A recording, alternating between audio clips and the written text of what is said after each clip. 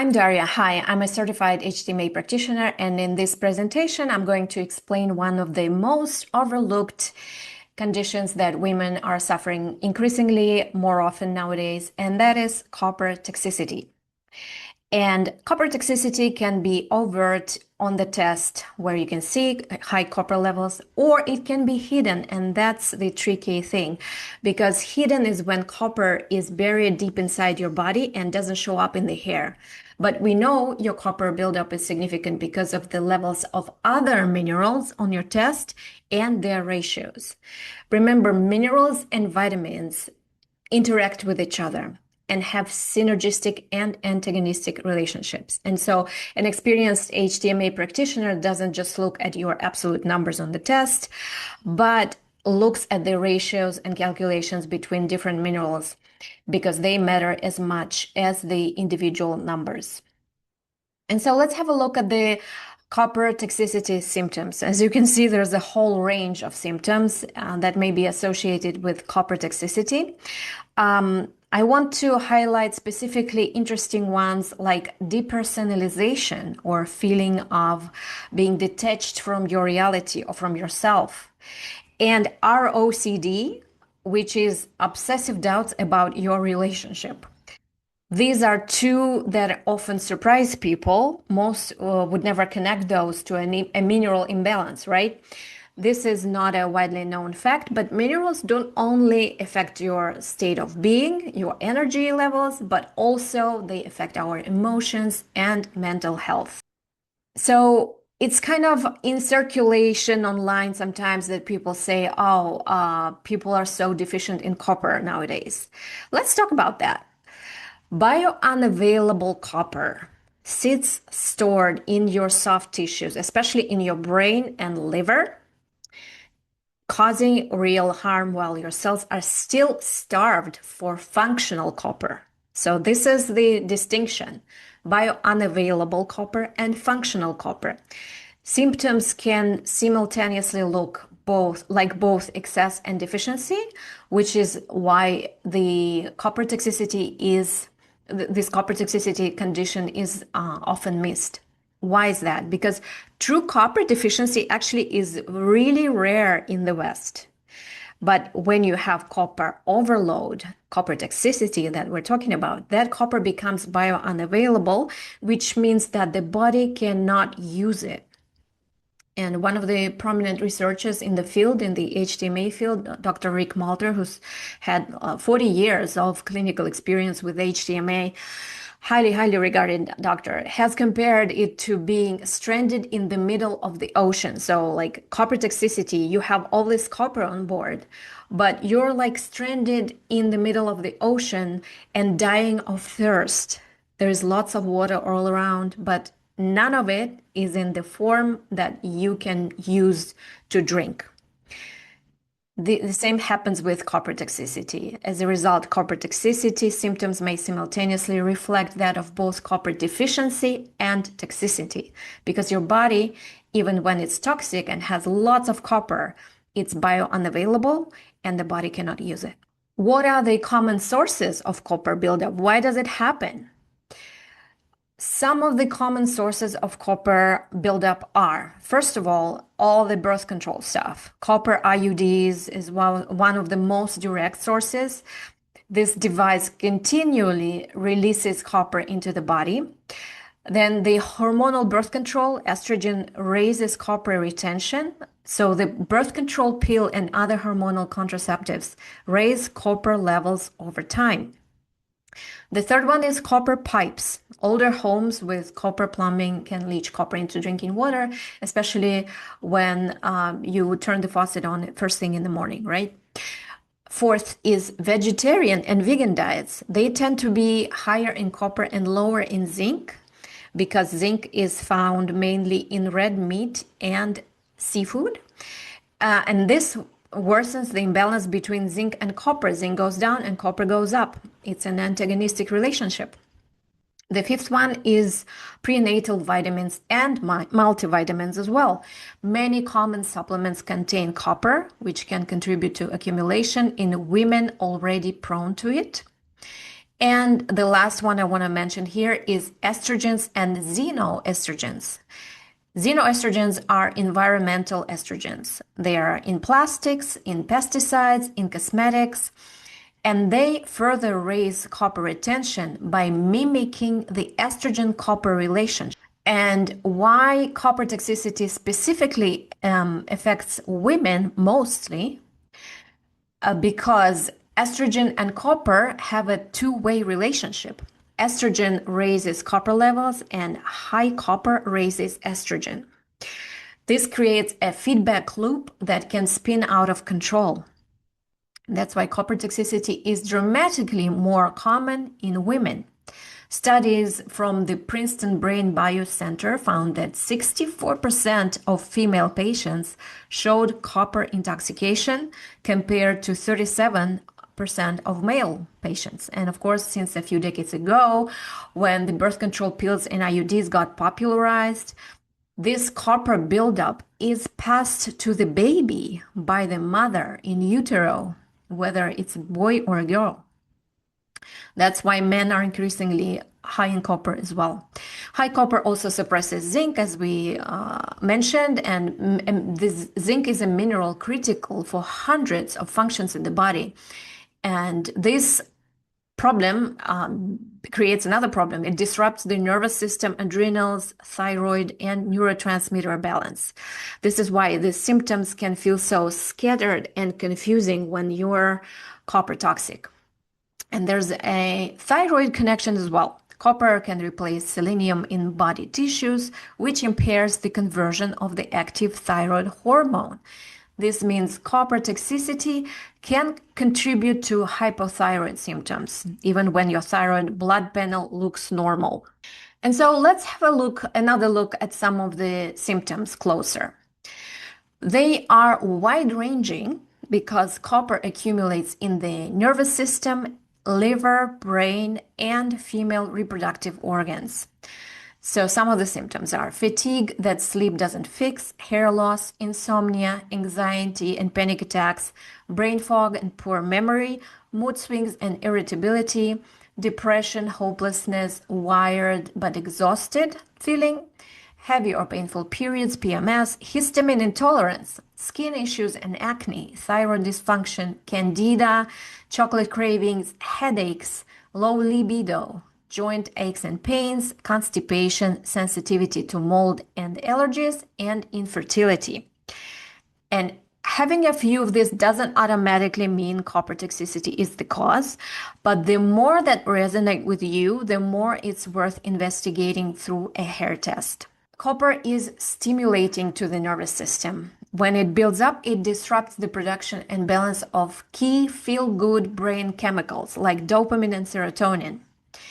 And this is why anxiety and panic attacks and racing thoughts are so common in copper toxic women. I'm talking about women because they are primarily my clients, but also men can have these symptoms as well. And why these people are often given anxiety and antidepressant diagnoses without anyone ever investigating a mineral imbalance. So we've covered these symptoms, we've covered why it happens, when it started happening, because of the birth control, because of different things, and I will mention mercury also later on in this presentation. But let's talk about how to detox excess copper for now. Healing from this condition requires patience because you have to go slowly. Aggressive detox that mobilizes copper too quickly can cause severe anxiety, panic attacks, mood crashes, insomnia, because copper, when released, it will flood from the tissue storage into the bloodstream and you will feel it. So you have to go slow.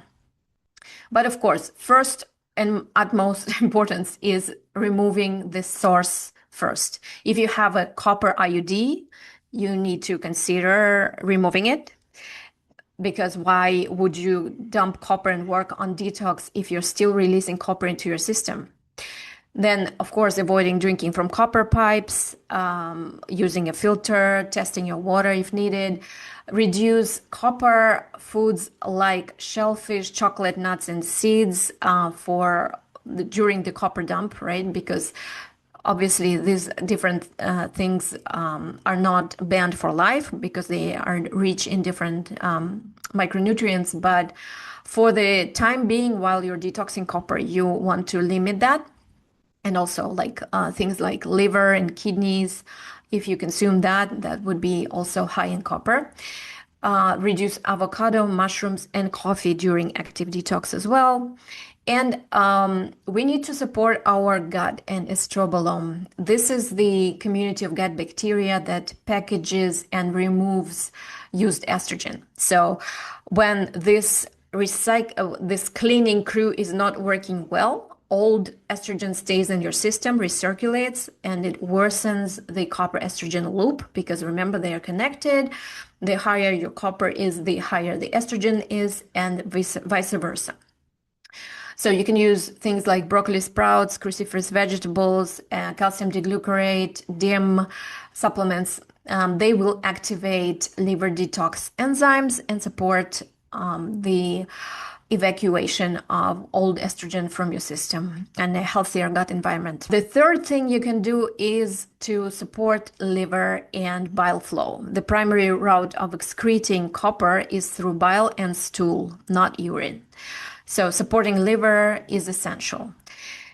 And what you can use for that is milk, thistle, dandelion, root tea, turmeric, fermented foods, sulfur-rich foods, eggs, garlic, onions, and castor oil packs on your liver.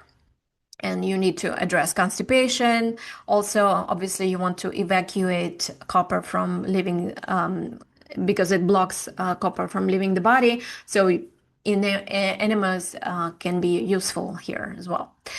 And the fourth one I want to mention is, of course, mineral balancing. This should be number one because you want to know how much copper you have on board. And when you start dumping it, you want to see your copper rise on your hair test and know where you're at in your detox.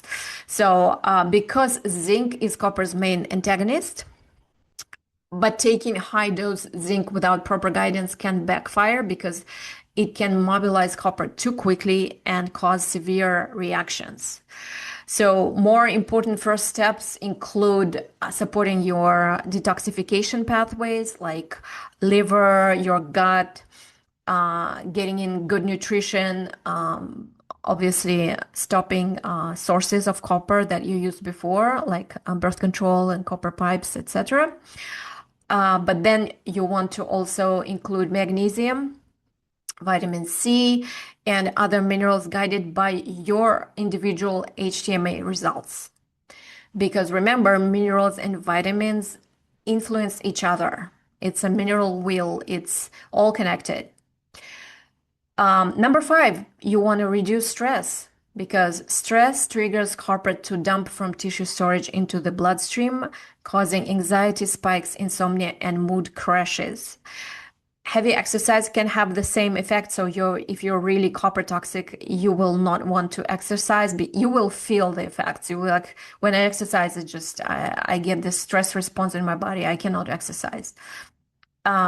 So during active detox, when you're feeling the detox effects, you want to use gentle movement, breath work, walking, resting, meditation, and not doing like very intense exercise.